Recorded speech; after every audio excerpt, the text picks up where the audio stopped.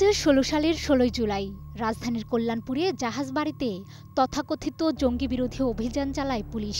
সেই অভিযানে পুলিশের গুলিতে নিহত হয়েছিল 9 তরুণ। আর বরাবরের মতো পুলিশের দাবি ছিল আত্মরক্ষার্থে পুলিশ পাল্টা গুলি চালালে নিহত হন ওই 9 তরুণ। এরপর নিহত ওই তরুণদের লাশও পরিবারকে দেওয়া হয়নি।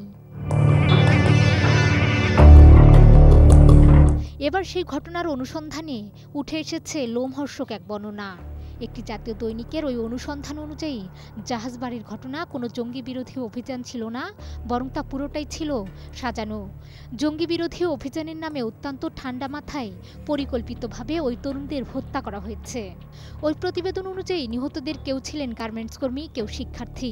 তবে তাদের মধ্যে 7 জনই ছিলেন দরিদ্র পরিবারের সন্তান।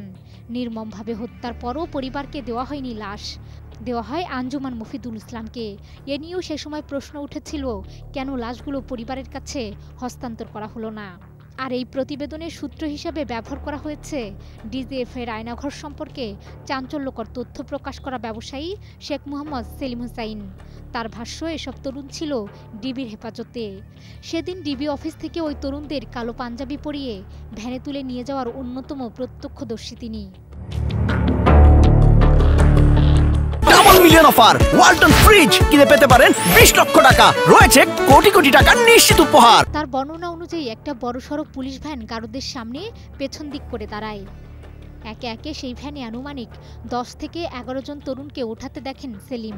সবার পরনে কালো পাঞ্জাবি, চোখ বাঁধা কালো কাপড়ে, মুখ খোলা, আর সাদা পোশাকের পুলিশের হাতে কালো কয়েকটা পতাকা।